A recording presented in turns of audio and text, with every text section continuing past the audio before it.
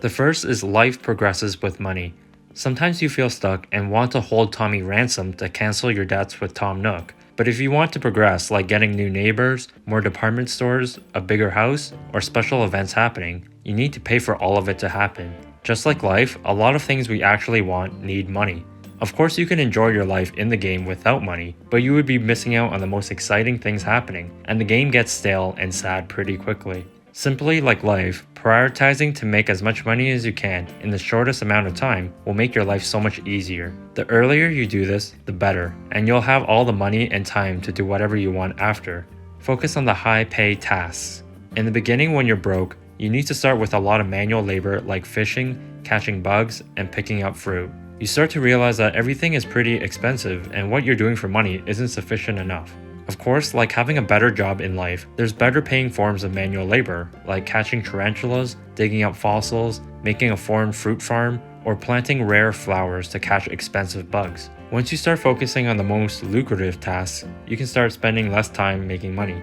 Good tools make life easier. To make money, you need to use a lot of tools, but the annoying part is that tools break all the time after using them for too long. So dedicating some time to find the resources to craft higher quality tools all at once can go a long way in making sure that you can make enough money without taking too many pauses. Like life, having the right set of knowledge and skills can help you make a lot of money, but even if they're good, they always need to be upgraded or remade. Even golden tools can break, but the more tools you have at your disposal, the better.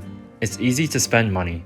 You'll find that the prettiest and fanciest things to buy, like clothes and furniture, are extremely expensive, and as you're making more money in the game, you'll eventually feel like you deserve to buy expensive things to treat yourself for all your hard work. Especially in the beginning of the game, blowing all your money for expensive things can be a huge mistake and can really set you back from progressing in the game.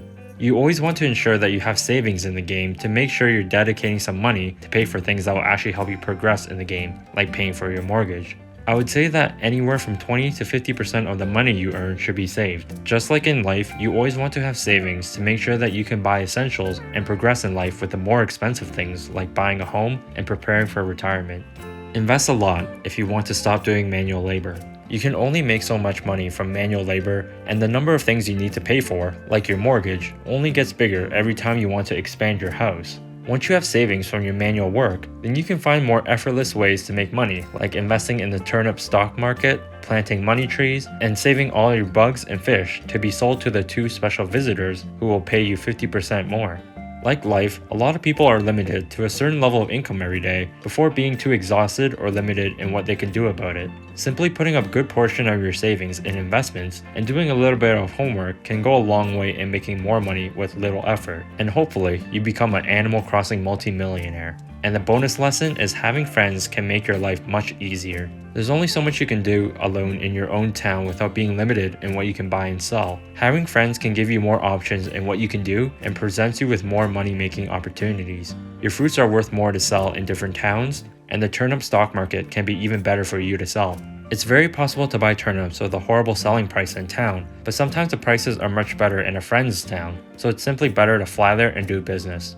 Like in life, it's always more fun to do things with other people, and they might know or have something that you don't, so it's best to take advantage of these opportunities as your friends present them. So that's all for now. If you enjoyed this video, remember to like this video and subscribe to my channel.